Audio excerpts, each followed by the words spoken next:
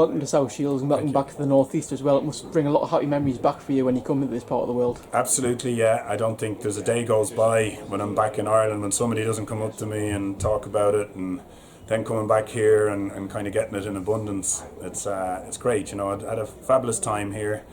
Had 7 great years as a family, you know, and when things go well on the pitch for you, obviously it's good. But besides that, you know, the relationships and the friends that I have in this region are just the strongest of all. You know, I was in London, I was in Manchester, I was here.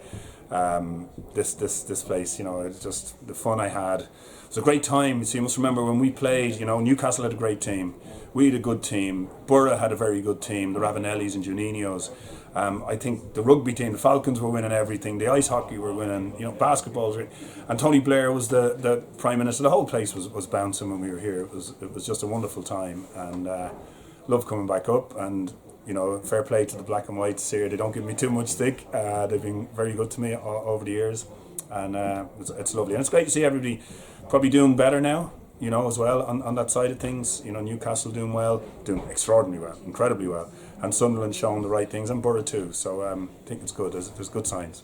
What do you think it is about the North East that makes it such a special place to be when the football clubs are doing so well? Well, people love their football, and it's more important to them than other parts of the country, you know. Like I used to always say to people, I played in a London derby, I played in a Manchester derby, and I played obviously a Tyne-Wear derby.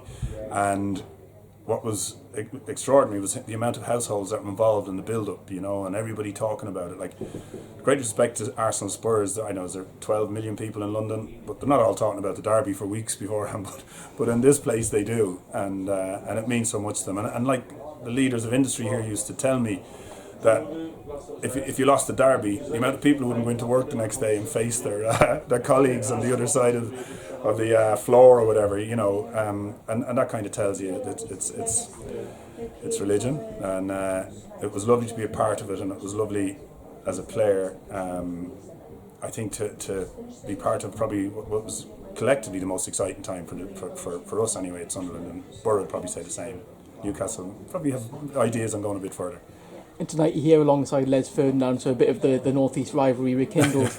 What are your memories of facing Les and facing Newcastle in your time in the North East? So he's such a strong player. Like, he scored a goal out of nothing. He'd knock fellas out of the way. In a way, right, he was like Haaland, you know, that physical strength that he didn't even look to be doing much, but he could bounce people away. He was very, very quick, as you know, and he could finish.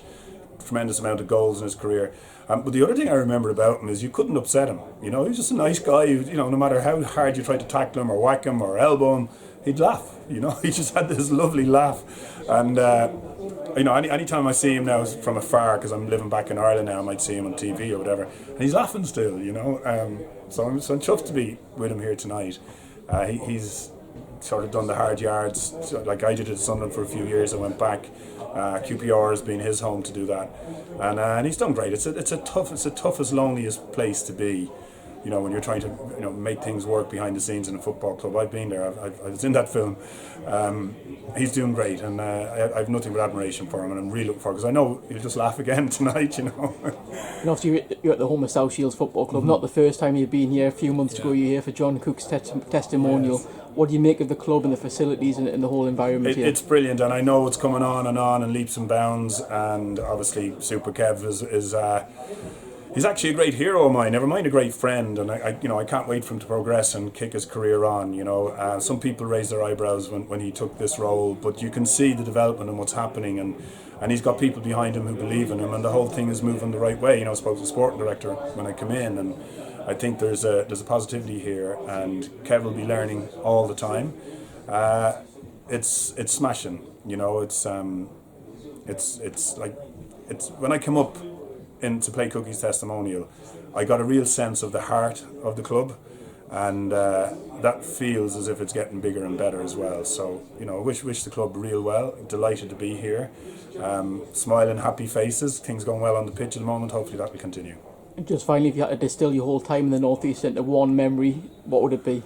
Oh gosh, I might get into trouble for that, but I think scoring against the Mags in the derby, getting a winner, great cross from Mickey Gray, and I put one past Shay Given, and that's always the one that I would point to when people say, what's your favourite goal ever? You know, because I scored a few at Arsenal and City and Ireland, but there was something about that one that was that meant so much to me at the time and to the people of Sunderland. So sorry.